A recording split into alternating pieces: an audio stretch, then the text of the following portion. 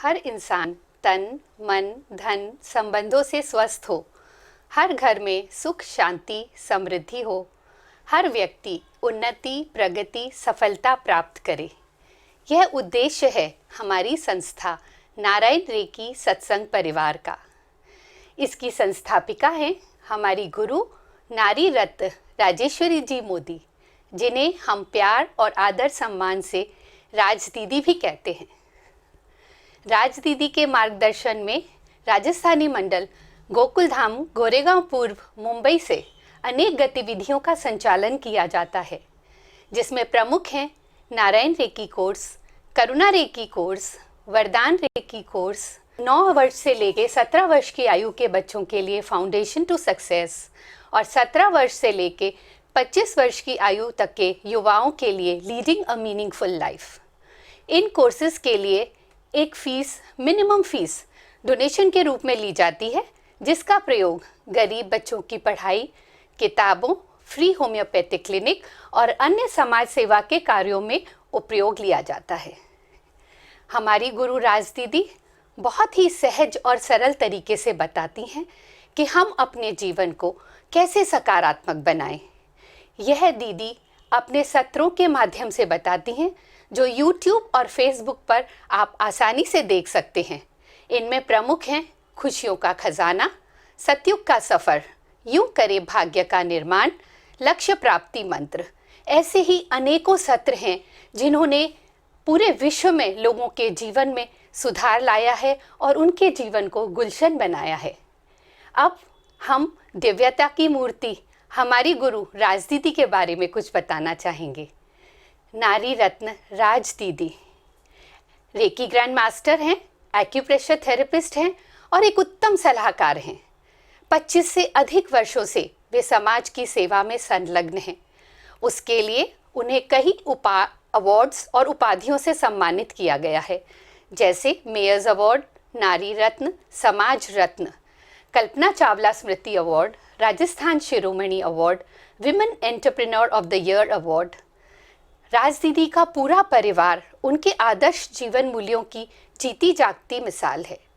उनके पति श्री रमेश जी मोदी एक व्यवसायी तो है ही, साथ में एक समाज सेवक भी हैं। उनके 2 बेटे और 2 बहुएं हैं। उनके बड़े बेटे ENT स्पेशलिस्ट हैं, बड़ी बहू स्किन स्पेशलिस्ट हैं, छोटा बेटा रेटिना स्पेशलिस्ट है और छोटी बहू कॉर्निया स्पेशलिस्ट है। यानी हम देखते हैं कि दीदी ही नहीं, उनका पूरा परिवार समाज की सेवा में संलग्न है। तो आइए मिलते हैं राज दीदी से। नारायण नारायण। आइए जानते हैं रेकी क्या है।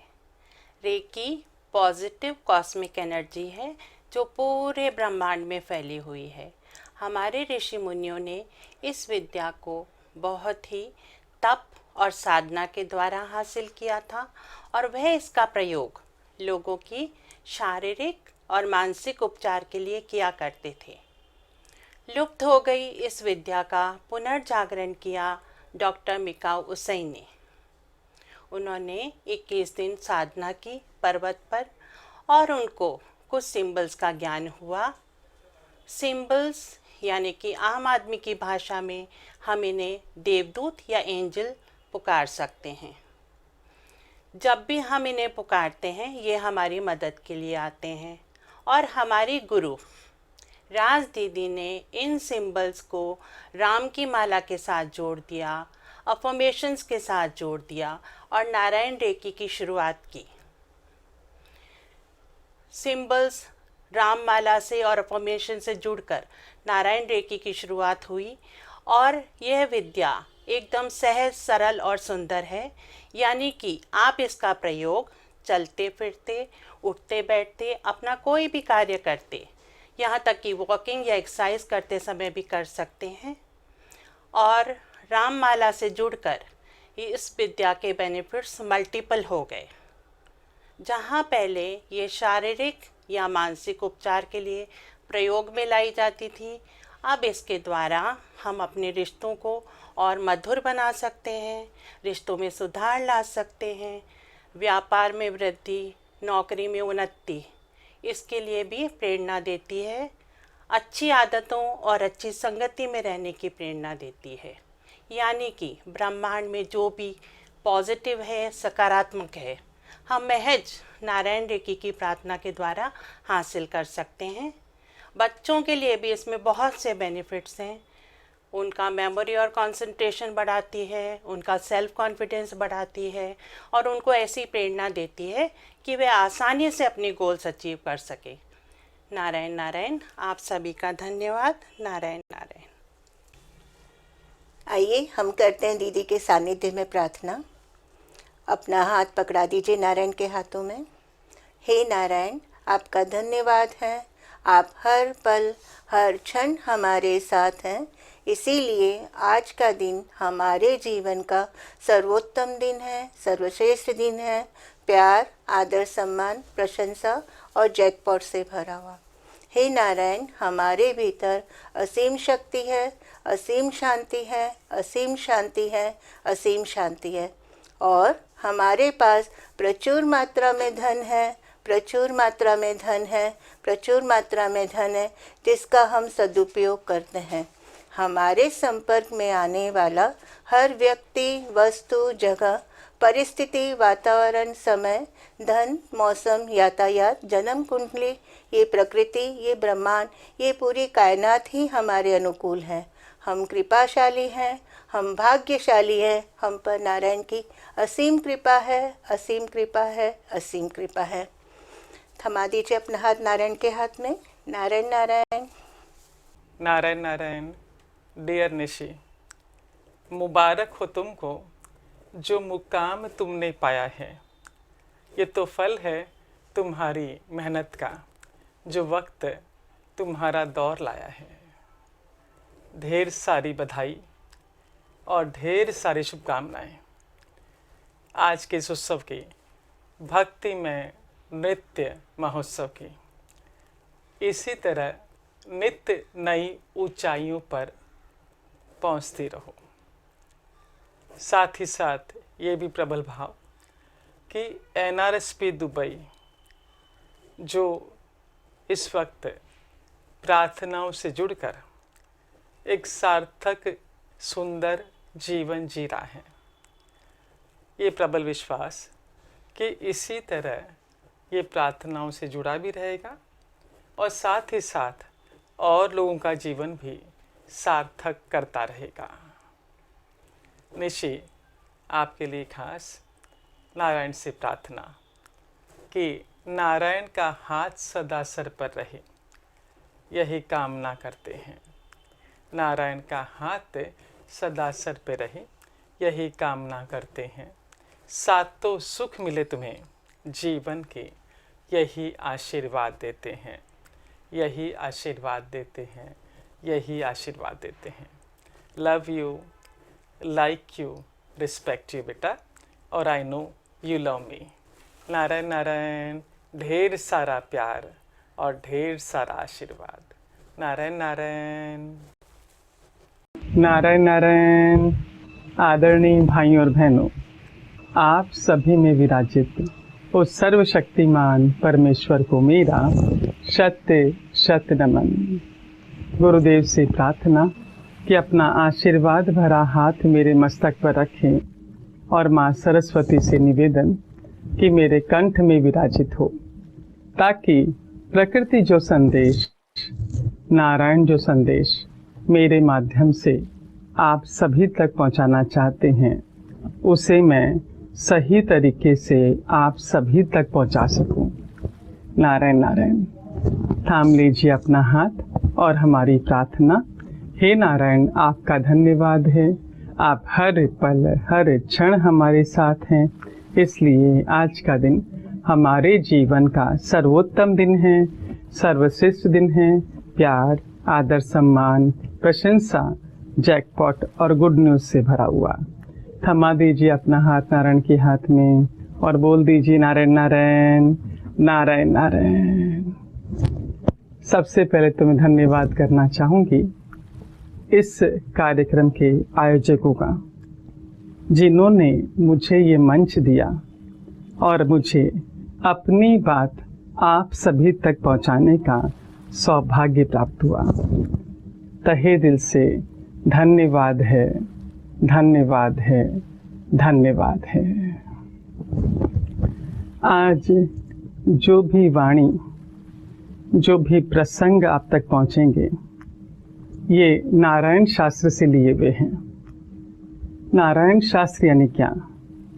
जितने भी ग्रंथ, शास्त्र, संतों की वाणी है इस धरती पर, उनका अध्ययन कर जब सार निकाला गया तो एक नए ग्रंथ की रचना हो गई और नाम रखा गया नारायण शास्त्र, जिसके रचयिता हैं अध्यात्मगुरु मिस्टर राघव। अध्यात्मगुरु मिस्टर राघव लिखते हैं कि इस पृथ्वी पर आया हुआ हर एक व्यक्ति एक शानदार जीवन जीना चाहता है।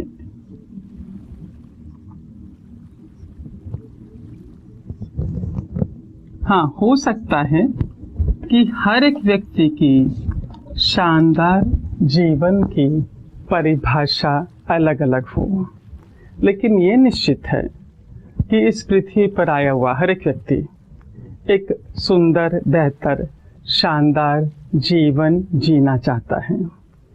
तो शानदार जीवन जीने के लिए आप जो भी एफर्ट डाल रहे हैं, जो भी मेहनत कर रहे हैं, वो तो आप कीजिए ही कीजिए, करना ही करना है। लेकिन साथ ही साथ यदि आप उसके भीतर ये नारायण शास्त्र में दिए गए कुछ सूत्र भी आत्मसात कर लेते हैं, तो निश्चित है कि आपका जीवन चाहे कितना ही साधारण क्यों न हो, वो शानदार में तब्दील हो जाएगा। कब? जब नारायण शास्त्र के सूत्र आप आत्मसात करेंगे।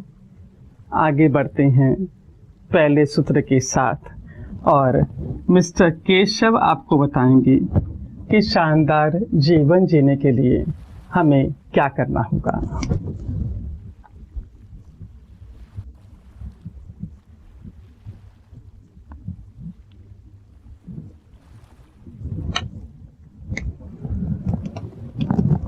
मिस्टर केशव लिखते हैं कि हर एक संस्था के, हर एक ऑर्गेनाइजेशन के कुछ नियम होते हैं।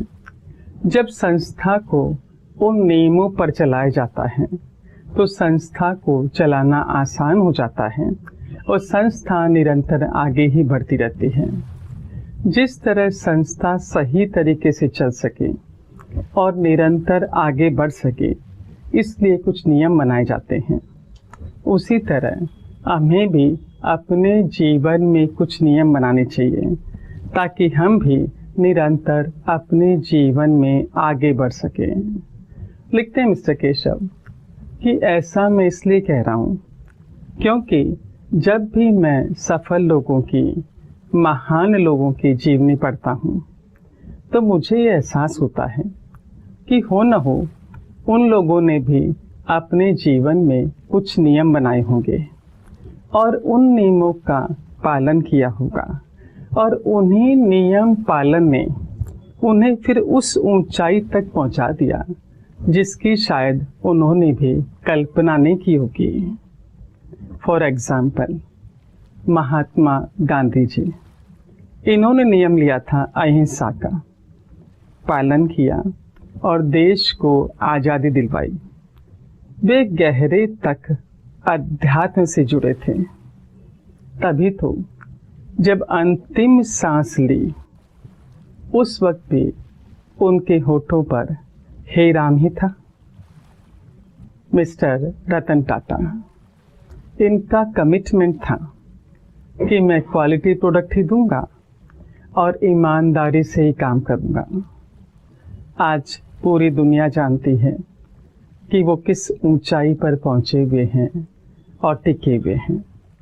उन्होंने तो ये भी साबित कर दिया कि ईमानदारी से भी सफलता हासिल की जा सकती है। और नारायण शास्त्र तो कहता है कि ईमानदारी से पाई गई सफलता आजीवन टिकी रहती है। अब बात मिस्टर अमिताभ बच्चन की, जिनका वादा था कि मैं ऐसे किसी वस्तु का प्रचार प्रसार नहीं करूंगा, विज्ञापन नहीं करूंगा जो सेहत पर गलत असर डालती हो। हम सभी जानते हैं कि एक समय उनके जीवन में ऐसा आया था जब उन्हें पैसों की सख्त ज़रूरत थी, लेकिन उस वक्त भी पैसे कमाने के लिए उन्होंने किसी भी ऐसी वस्तु का प्रचार प्रसार विज्ञापन नहीं किया जो सेहत पर गलत असर डालती हो। अपने नियम पर अड़े रहे और आज हम सब जानते हैं कि वो किस ऊंचाई पर पहुंचे हुए हैं, टिके हुए हैं। इस तरह के उदाहरण लिखते हैं केशव, अनेक हैं। ये जो महान लोग हैं, ऊंचाई पर पहुंचे हुए लोग हैं, ये हमसे कह रहे हैं कि हमने अपने जीवन में कुछ नियम बनाए, उन नियमों पर चले और हमने एक शानदार जीवन जिया। तो क्यों नहीं आप भी अपने जीवन में कुछ नियम बनाते, उस पर चलते और एक शानदार जीवन जीते। केशव ने तो बेहद सीधी सरल भाषा में अपनी बात आप तक पहुंचा दी कि यदि जीवन को साधारण से शानदार को ले जाना है तो आपको अपने जीवन में कुछ नियम बनाने होंगे और उनका पालन करना होगा। अब बात मिस्टर नित्यानंद की।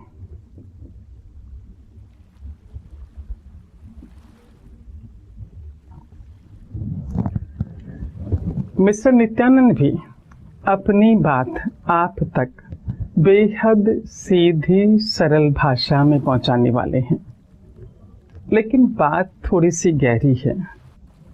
आपको ध्यान से सुनना होगा और समझना होगा। और ये भी निश्चित है कि यदि आप नित्यानंद की बातों को आत्मसात कर लेते हैं तो चाहे आप कितना भी साधारण जीवन क्यों न जी रहे हों, आपका जीवन शानदार जीवन में परिवर्तित होता चला जाएगा। तो आइए सुनते हैं मिस्टर नित्यानंद हमसे क्या कहते हैं। मिस्टर नित्यानंद लिखते हैं कि हम कितना भी क्यों न चाहें, पीछे नहीं लौट सकते।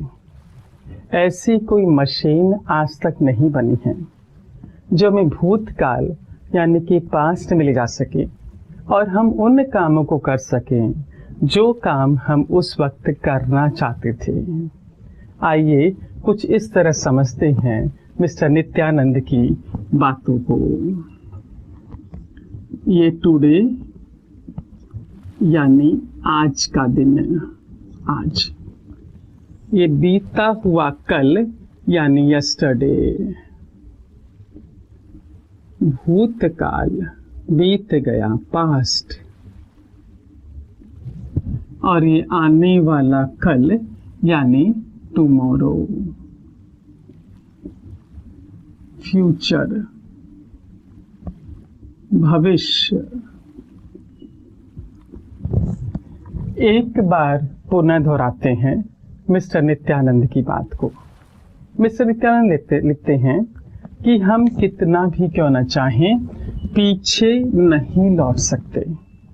ऐसी कोई मशीन आज तक नहीं बनी है जो हमें यहाँ से भूतकाल या पास्ट में ले जा सके और हम उन कामों को कर सकें जो काम हम उस वक्त करना चाहते थे। आइए समझते हैं क्या कहना चाहते हैं मिस्टर नित्यानंद। अक्सर हम अपने जीवन में कहते सुनते पाए जाते हैं कि ये काम तो मुझे कल ही कर लेना चाहिए था। कई बार हम कहते सुनते पाए जाते हैं कि ये काम तो मुझे कल ही कर लेना चाहिए था या 2-3 दिन पहले ही कर लेना चाहिए था। जब आज हमें अपनी गलती का एहसास हुआ कि काम मुझे पहले ही कर लेना चाहिए था, तब भी मजेदार बात देखिए, आज जैसे संडे है, कल मंडे है, मंडे का दिन हमारे हाथ में आएगा तब आज के रूप में होगा, और हम में से अधिकांश लोग पुनः इसी को रिपीट कर देंगे कि अरे ये काम मैंने कल ही क्यों नहीं कर लिया।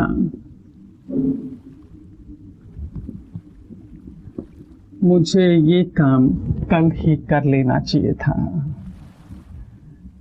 ये वाक्य शब्द हम बरसों से कहते आ रहे हैं और बरसों तक कहते रहेंगे। ये साइकिल यूं ही चलता रहेगा जब तक कि हम आज और वर्तमान क्षण में जीना नहीं सीख जाते, और इस जागरूकता के साथ, इस अवेयरनेस के साथ कि वर्तमान क्षण भी धीरे धीरे भूतकाल का हिस्सा बनने जा रहा है। लिखते हैं मिस्टर नित्यानंद कि हम सभी अपने जीवन में कुछ बदलाव, अपने स्वभाव में, अपने व्यवहार में कुछ सुधार करना चाहते हैं, कुछ बदलाव, कुछ सुधार करना चाहते हैं। तो जो भी आप सुधार, जो भी बदलाव आप अपना करना चाहते हैं व्यवहार में, जीवन में, स्वभाव में, वो आपको आज और इस वर्तमान क्षण में ही करना होगा, इस जागरूकता के साथ कि ये वर्तमान क्षण ही है जो आपके भविष्य का निर्माण कर रहा है। लिखते हैं मिस्टर नित्यानंद कि हमें ये अच्छी तरह से समझ लेना होगा कि हम किसी भी कीमत पर, किसी भी अवस्था में भूतकाल को नहीं बदल सकते, और हमारी किसी भी प्रकार की बेचैनी हमारे भविष्य को नहीं बदल सकती। जीवन अनिश्चित है, हमारे हाथ में सिर्फ आज और वर्तमान क्षण है। मिस्टर नित्यानंद लिखते हैं कि हम अपना पूरा जीवन भविष्य की चिंता में और भविष्य की प्लानिंग में बिता देते हैं। हमें ये एहसास रखना होगा, ये जागरूकता रखनी होगी कि जिस भविष्य की प्लानिंग में और चिंता में हम अपना पूरा जीवन बिता देते हैं, उस भविष्य का निर्माण भी ये वर्तमान क्षण ही कर रहा है।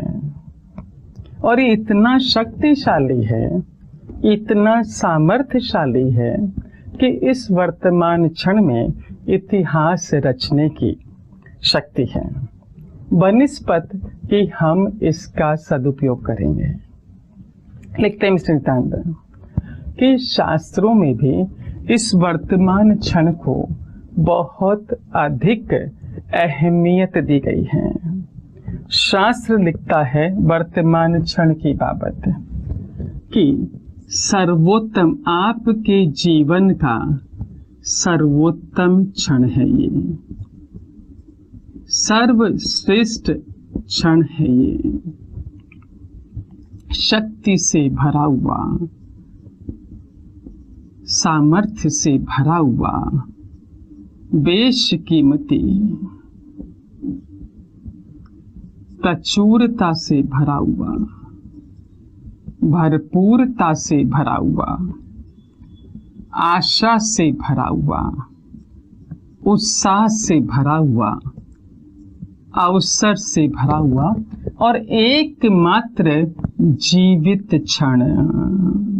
खास फोकस किया है इसके ऊपर कि ये एकमात्र जीवित क्षण है। ये भूतकाल बीत चुका है, कल क्या होगा हमें नहीं पता। हमारे हाथ में सिर्फ आज और वर्तमान क्षण है। और बेहद खुशी की बात यह है कि आज ये वर्तमान क्षण हमसे एक व्यक्ति के रूप में रूबरू होने जा रहा है।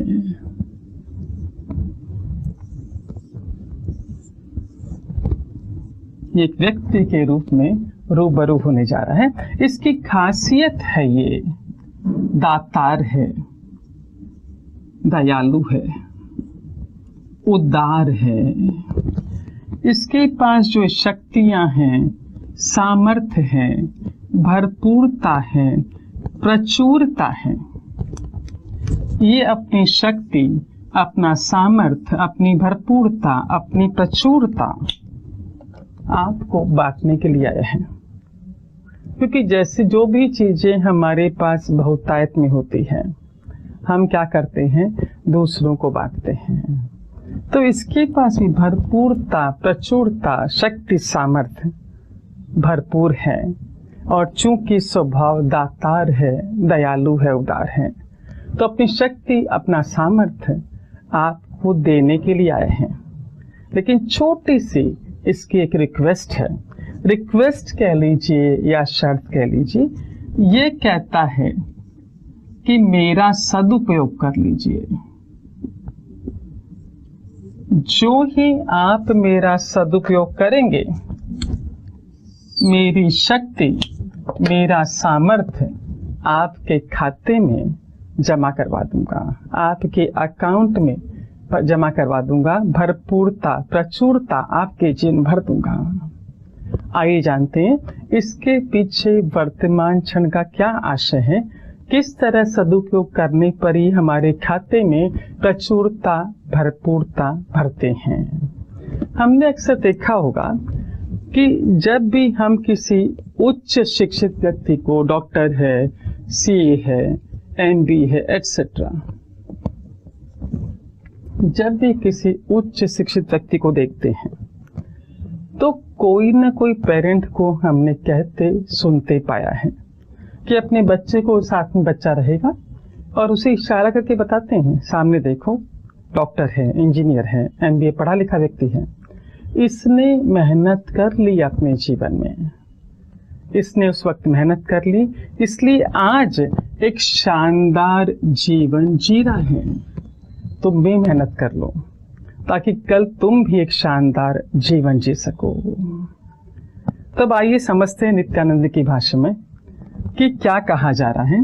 जैसे डॉक्टर आज बहुत शानदार पढ़ लिख लिया, मैं उस वक्त मेहनत की, आज डॉक्टर बन गया, आज एक शानदार जीवन जी रहा है। हम कहते हैं कि उस वक्त यानी भूतकाल में उसने मेहनत की, इसलिए वर्तमान में आज वो शानदार जीवन जी रहा है। जिस वक्त उसने, आज वो चीजें भूतकाल में हम काउंट कर रहे हैं, लेकिन जिस वक्त वो मेहनत कर रहा था उस वक्त का वो वर्तमान क्षण था। क्योंकि हम विद्यार्थी से पूछते हैं ना कि आजकल तुम क्या कर रहे हो, उनका उत्तर होता है कि हम सीए की तैयारी कर रहे हैं, हम मेडिकल की तैयारी कर रहे हैं, हम एमबीए की तैयारी कर रहे हैं। तो जिस वक्त मेहनत की थी वर्तमान क्षण में उन्होंने मेहनत की थी, उन्होंने वर्तमान क्षण का सदुपयोग किया। एवज में वर्तमान क्षण में अपनी शक्ति, अपना सामर्थ्य, अपनी प्रचुरता, भरपूरता दी। नतीजा आज वो एक शानदार जीवन जी रहे हैं। अब प्रश्न ये कि डिग्री हाथ में आ गई, लेकिन यदि आज वो मेहनत नहीं करते हैं, सारा समय, चूंकि लॉकडाउन का समय है, बाहर तो अधिक जा नहीं सकते हैं, सारा समय टीवी लेकर बैठना, फेसबुक है, इंस्टाग्राम है, व्हाट्सएप पर बैठे रहना, मैसेज फॉरवर्ड करते रहना, यदि ये अवस्था आज उन्होंने की तो उनका भविष्य शानदार हो पाएगा क्या, रह पाएगा क्या? नहीं। वर्तमान क्षण का तो हमें सदुपयोग करना ही होगा यदि हमें शानदार जीवन जीना है। तो अब देखिए ना, खासकर लॉकडाउन के वक्त हम कईयों को कहते सुनते पाते हैं कि हमने उस वक्त मेहनत की थी, सेविंग कर ली, इसलिए आज लॉकडाउन में भी हमारा काम आसानी से चल रहा है। यदि उस वक्त हमने पैसे उड़ा दिए होते तो निश्चित है कि आज की अवस्था में हमें परेशानी झेलनी पड़ती है। आप कहते हैं कि पैसा उड़ा दिया होता तो परेशानी झेलनी पड़ती, सेविंग की थी तो आज का लॉकडाउन का समय हमारा आसानी से, सरलता से बीत रहा है। अब नित्यानंद की भाषा में आपने जिस वक्त मेहनत की, सेविंग की, वो वर्तमान क्षण था। आप कहते यदि मैंने पैसा उड़ा दिया होता तो, आप यदि पैसा उड़ाते तो आप कहते हैं कि हमने सिर्फ पैसा उड़ाया ना, उस वक्त का बेशकीमती समय वर्तमान क्षण भी आपने उड़ाया होता, शॉपिंग करने में, पिक्चर देखने में, पार्टी करने में, दोस्तों के साथ, पैसों के साथ साथ समय भी उड़ाया होता। और समय का दुरुपयोग होता ये, जब समय का दुरुपयोग होता तो ये शक्ति, सामर्थ्य, प्रचुरता, भरपूरता रोक देता है। आपने मेहनत की, न सिर्फ धन बचाया बल्कि समय का भी सदुपयोग किया। उसने आपको शक्ति, सामर्थ्य एवज में दी, भरपूरता, प्रचुरता दिया। इसलिए आज लॉकडाउन की अवस्था में भी आपका समय बहुत अच्छे से बीत रहा है। हम कईयों को देखते हैं कि नियमित वॉक करना, रेगुलर एक्सरसाइज करना, सुबह 5 बजे उठे, 1 घंटा वॉक करना, 1 घंटा एक्सरसाइज करना, उसकी वजह से हम देखते हैं कि आज वो एक स्वस्थ जीवन जी रहे हैं। अब नित्यानंद की भाषा में कि वो सुबह 5 बजे उठे, 1 घंटा वॉक किया, 1 घंटा एक्सरसाइज किया, उस वर्तमान क्षण का सदुपयोग किया।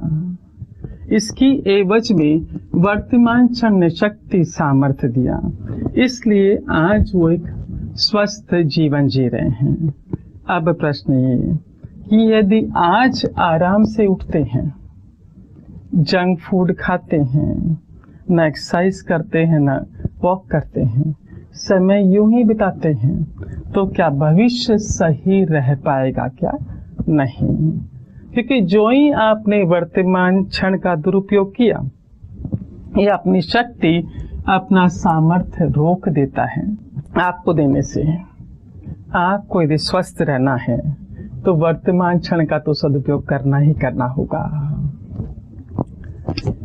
हमारे पीएम प्रधानमंत्री मोदी जी कहते हैं कि पिछले काफी सालों तक उन्होंने देश के लिए बहुत अधिक काम किया। नतीजा आज प्रधानमंत्री की कुर्सी पर सुशोभित हो रहे हैं। जब उन्होंने मेहनत की, काम किया, उस वक्त वो वर्तमान क्षण में, वर्तमान समय में काम कर रहे थे। मेहनत की, सदुपयोग किया, एवज में शक्ति, सामर्थ्य, प्रचुरता, भरपूरता उनके खाते में वर्तमान क्षण ने डाली। इसलिए आज पीएम की गद्दी पर बैठे हुए हैं। अब प्रश्न ये नित्यानंद का कि यदि आज वर्तमान समय का सदुपयोग नहीं करते हैं तो क्या भविष्य में उन्हें चुना जाएगा? क्या नहीं। यदि आपको शानदार जीवन जीना है, आपको वर्तमान क्षण का सदुपयोग करना ही होगा। और इसकी खासियत है, दातार है, दयालु है, उदार है, अवसर से भरपूर है। ये अपनी प्रचुरता, भरपूरता आप तक पहुंचाना चाहता है, इसलिए बारंबार आपको अवसर देता है, मौका देता है, ऐसा कर लो, ऐसा कर लो, ऐसा कर लो, ताकि तुम्हारे खाते में मैं प्रचुरता, शक्ति, सामर्थ्य डिपॉजिट कर सकूं। आज जब ये आपसे व्यक्तिगत रूप में रूबरू होने आया है तो ये आपसे कह रहा है कि भूतकाल में जो गलतियां आपने की उनसे सीखो, सबक लो, उन्हें मत दोहराओ, ताकि मैं तुम्हारे खाते में प्रचुरता भर सकूं। हम कई बार ये कहते सुनते पाए जाते हैं कि उस वक्त मुझसे एक छोटी सी गलती हो गई जिसकी वजह से मुझे आज तक भुगतना पड़ रहा है। इसलिए कह रहा है वर्तमान क्षण, जो गलती हो गई उससे सबक ले लो, पुनः गलती मत दोहराओ। मैं तुम्हारे कर्मों को माफ कर दूंगा और खाते में शक्ति, सामर्थ्य डिपॉजिट कर दूंगा, पर शर्त है आपकी गलतियां दोबारा आपको दोहरानी नहीं हैं। आप गलतियां करते हैं, इसका अर्थ है आप मेरा दुरुपयोग करते हैं, और जो ही दुरुपयोग करते हैं ये शक्ति सामर्थ्य मैं रोक देता हूँ। नंबर 2, ये वर्तमान क्षण आपसे कह रहा है कि जिस भी व्यक्ति के प्रति, जिन के प्रति आपके भीतर नकारात्मक भाव है, हर्ट, दुख भरा पड़ा है कि इसने मेरे साथ ऐसा व्यवहार किया, इसने मुझे ऐसा कहा, इसने मुझे जरूरत के वक्त मदद नहीं की, जो नकारात्मक भाव भरे पड़े हैं जिस व्यक्ति के प्रति, उन्हें माफ कर दीजिए। मैं ऐसा क्यों कह रहा हूं, ये कह रहा है, उसके 2 विशेष कारण हैं कि सामने वाले ने आपसे गलत व्यवहार किया, आपको दुख पहुंचा। जो दुख आपने भोगा वो आपके खुद के कर्मों का फल था, इसलिए उन्हें माफ कर दीजिए। उन पर दोषारोपण ना करें। दोषारोपण करके आप नए कर्म क्रिएट करते हैं और मेरा दुरुपयोग करते हैं। नंबर 2, कि मैं तो आया था भरपूरता, प्रचुरता तुम्हें देने के लिए, और तुम उस वक्त क्रोध में थे, शिकायत, निंदा, बुराई कर रहे थे जिस व्यक्ति ने तुम्हें हर्ट किया था उस बाबत। पता है क्या, जिस वक्त आप क्रोध में होते हैं, शिकायत कर रहे होते हैं, निंदा कर रहे होते हैं, किसी की बुराई कर रहे होते हैं, आप नॉट रीचेबल जोन में होते हैं, आउट ऑफ कवरेज एरिया में होते हैं। मैं तो आया था शक्ति सामर्थ्य तुम्हें देने के लिए, पर तुम आउट ऑफ कवरेज एरिया थे, मैं आगे निकल गया। मैं इसलिए कह रहा हूं कि माफ कर दीजिए, ताकि बारंबार जो भीतर आपके उसके प्रति शिकायत है वो आप नहीं करेंगे और मेरा सदुपयोग करेंगे। नंबर 3, जिन को आपने दुख पहुंचाया है, हर्ट किया है, उनसे माफी मांग लीजिए। ध्यान रहे, ये बीत चुका है, कल क्या होगा हमें पता नहीं, हमें पछतावा नहीं रहना चाहिए। तो जिन को आपने दुख पहुंचाया है उनसे माफी मांग लीजिए। पता है मुझे कब दुख होता है, ये वर्तमान क्षण आपसे कह रहा है कि आपको पता है क्या कि मुझे कब दुख होता है? जब आप किसी का अनादर करते हैं, अपमान करते हैं, ताना मारते हैं, उसे दुख पहुंचाते हैं, और विशेषकर जो बड़े बुजुर्ग हैं, माता पिता हैं, सास ससुर हैं, उन्हें उस वक्त मुझे ऐसा लगता है कि जैसे आपने मुझे हर्ट किया है, मुझे दुख पहुंचाया है, तो इनकी सप्लाई, शक्ति, सामर्थ्य, भरपूरता, प्रचुरता मैं रोक देता हूं। और अनादर करने के बाद सपोज आपने मेरा सदुपयोग किया, वादे के मुताबिक मुझे आप तक शक्ति सामर्थ्य पहुंचाना होगा, दूंगा, लेकिन भरपूरता, प्रचुरता रोक देता हूं। और ये भी संभव है कि जो शक्ति, जो सामर्थ्य आप तक पहुंचेगा, दिया मैं नहीं होगा, उसका उपभोग आप कर पाएं या ना कर पाएं। बेहतर होगा किसी का भी अनादर ना करें, ताने ना मारें, शिकायत ना करें, निंदा ना करें, बुराई ना करें। नंबर 4, मैं अवसर दे रहा हूं आपको, कहते हैं वर्तमान क्षण कि मैं तुम्हें अवसर दे रहा हूं सुंदर बीज बोने का। सुंदर बीज बोना यानी अच्छे कर्म करने का। अच्छे कर्म किसे कहते हैं?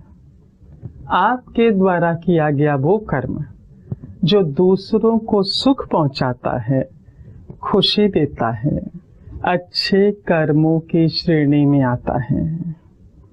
आज अच्छे कर्म करोगे, भविष्य शानदार बनता चला जाएगा। लिखते हैं अध्यात्म गुरु मिस्टर राघव कि जिन दिनों शेयर मार्केट तेजी पर हुआ करता था तो सौदा करने वाले व्यापारी हर 2-2 घंटे में अपना बही खाता चेक करते थे कि हमने कितना सौदा किया, कितना कमाया और कितना गंवाया।